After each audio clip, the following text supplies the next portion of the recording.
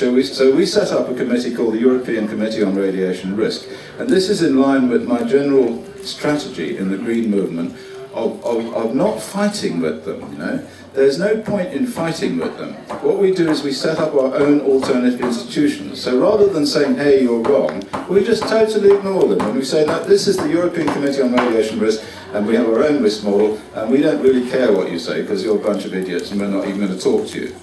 And this is fantastically powerful, because as soon as this was set up, and it was set up as a bit of a scam, I have to tell you, we were inundated with requests from independent scientists to come and join us. And we now have over 40 scientists from all over the world in the European Committee on Radiation Risk. Very, very senior, eminent people. One of our members is the head of radiation protection for the Russian Academy of Sciences. And we produced a report in 2003 in which we organized a way in which we could assess the effects of this radiation, this internal radiation. And shortly after that, about 1 year, and this report, ECRR 2003, was printed and it was published in Japanese and in French and in Spanish and so on. It was fantastically successful. But a year after it, there was a big study done in Sweden of the health effects of the Chernobyl accident in Sweden. Very, very important study by a young man called Martin Tondell. And what he showed was that there was a significant statistical association between contamination on the ground and cancer in Sweden after Chernobyl. And he actually put a number on this, and the number came out to the one we predicted, which was about 600 times. So by 2003 we had a model that we could apply to the situations where these contaminants had this kind of contamination had occurred. And one of these places is, of course, the nuclear test veterans, because they were exposed to these things at Maralinga and Christmas Island and so on. And I have since then done, I think, probably 6 or 8 court cases with test veterans, and we've won every single one of them. So in front of a neutral judge or in front of a jury, we can win cases using this method. One more thing you need to know is that the ICRP guy, Jack Valentin, that we met in the European Parliament, he met with me in Sweden, in Stockholm, I think in 2009, was it, or 10? 2009, yeah. Because Ditta was there with a camera and she videoed this, and it's on the internet. And it was a sort of face-to-face. We kind of tricked him into,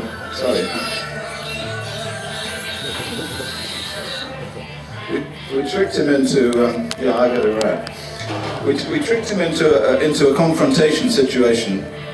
But in that situation, he admitted that his own risk model, the one that he was the author of, and by then they produced another one in 2007, was wrong, and it could be out for internal radionuclides by a factor of 900 times.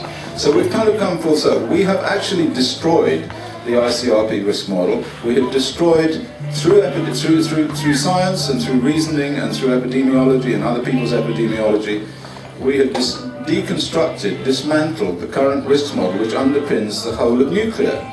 Now what this means, in reality, is that we are all being poisoned. It means that the substances coming out of these nuclear power stations, not just when they explode, not just Chernobyl or 3 Mile Island or Fukushima, which we'll come to now, but under normal running conditions are going to kill people who live nearby, and slowly, by polluting the environment, are going to increase the illness in everyone, and there's a whole range of illnesses involved here. In fact,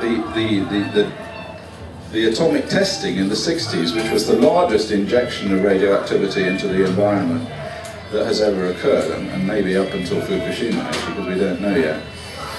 This amount of radioactivity into the global environment actually caused the current cancer epidemic. So if you're looking for the cause of the cancer epidemic, which began in about 1980, it is the strontium-90 that was injected into the world atmosphere between 1959 and 63. And we know this because the trend in the cancer in countries with high rainfall, where there's high fallout, exactly follows the trend in strontium-90 contamination of milk. So we've got to the point now where I've finished that part. That part tells us all that the current radiation risk model is wrong, we have to stop nuclear power, and now let's apply that to Fukushima. Now Fukushima was an accident that was almost inevitable. all over the country, scientists, and mostly physicists, I have to say. I have a rather low opinion of physicists, because they don't actually connect with reality very often. They live in some kind of ethereal, mathematical wonderland, and it enables them to do things which are really quite insane. But they build nuclear power stations and they think they can control them, and they put these substances that are fantastically dangerous inside a metal box, and then they put another metal box around that, and then they put all sorts of complicated backup systems and rods and poles and, you know, electronic gewgaws and what have you, which they say are backup systems which stop these things from getting out. But basically they are inevitably going to get out, and when they do, they're extremely dangerous. And we've seen this happen now all over the place. There are lots and lots of minor accidents. There are quite a few not so minor accidents. There are a few pretty bad accidents. And there was a really hairy accident, which was Chernobyl, which everybody tried to cover up, incidentally. The massive increase in cancer and ill health following Chernobyl, like this I was telling about Tom Bell, like the Swedish stuff. And eventually something bad was going to, even worse was going to happen, and it happened, and that was Fukushima. So I won't go on and on. I'm sure you've all seen the films, you've seen the explosion, you know, you've seen it all on video, and you want to know more or less what the outcome is and what we can do about it, I suppose. We have had 3 or 4 nuclear reactors in meltdown situation. Right from the beginning I thought this was going to happen, and I went on the BBC and said, look, this is extremely serious. And then the nuclear industry brought on a whole load of stooges saying, oh well, you know, it's not really a problem, it's just a hydrogen explosion, and of course the pressure vessels are still intact and so on. But anyone who saw reactor number 3, which was the plutonium, which is a reactor which is running on a special fuel called MOX, mixed oxide fuel, contains plutonium. Anyone who saw that explode on YouTube will think that that cannot be a hydrogen explosion. It just blew this stuff thousands of feet up into the air, and it went up vertically. And then, of course, there's some chemical problem there, because although hydrogen is formed when the zirconium fuel rods react with water, oxygen isn't formed. Anyone who's a chemist will tell you if metals react with steam, they produce hydrogen. But then they produce the oxide of the metal, they don't produce oxygen. So you have to have oxygen and hydrogen to have an explosion. So right from the beginning I thought, not a hydrogen explosion, it's blown a whole lot of stuff up in the air. And then I discovered that actually, because there was nowhere that the Japanese had to put their spent fuel, because you know when you have a nuclear reactor, from time you burn up all the fuel, then you have a load of spent fuel rods, you have to put it in a nuclear waste repository, but they don't have a nuclear waste repository. In fact, nobody has a nuclear waste repository at the moment, although they're trying to build one in Finland and Sweden. So that they store it on top of the nuclear reactor. Can you imagine a better place to store it? So anyway, they had this bright idea, since it's so radioactive anyway, and we've got to put it somewhere, we're going to put it on top of the nuclear reactor, you see. So, and this is not a small amount of stuff, we're talking about hundreds of tons of radioactive fuel. When Chernobyl exploded, the contents of the Chernobyl reactor, the RBMK reactor, was about 250 tons of uranium fuel. We've got about 2,500 tons of fuel at Fukushima, and most of it is in these fuel rod assemblies which live underwater. So it's basically like a fish pond, and they put all of these fuel rods inside this fish pond, and then they stick the fish pond on top of the reactor. So when the reactor exploded at Fukushima, it blew all this crap completely up into the air, and all these fuel rods went pitter-patter, the ones that hadn't vaporized, went pitter-patter, you know, over an area of several square miles. But nobody said anything about this, of course. You know, we heard that the reactor pressure vessels were intact and there was no other problem and so on. And then right from the beginning, the International Atomic Energy Agency, who are another bunch of crooks who work with the nuclear industry, they went in there and they produced reports about the contamination. And we know from just from the mathematical analysis of these reports that they were lying, that the dose rates they were measuring on the ground didn't fit in with the contamination that they measured. And we know now, I mean, in fact we could calculate then, that the contamination goes out to about 100 kilometers.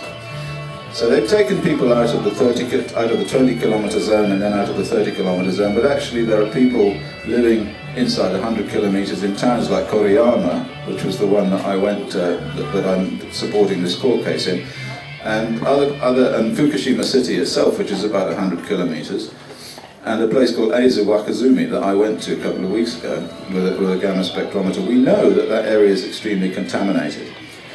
So the first thing that I did was to work out, on the basis of the ECRR risk model, and on the basis of this Tondel, Sweden analysis, how many people would die. So right from the beginning, I went out on Russia Today with this calculation. I gave a paper in Berlin on this issue. And I worked out that approximately in the next 10 years, in the 100 kilometer area, and this is a prediction, about 200,000 people will develop cancer, about 200,000 people. And over 50 years, it's about 400,000 people out to 200 kilometers.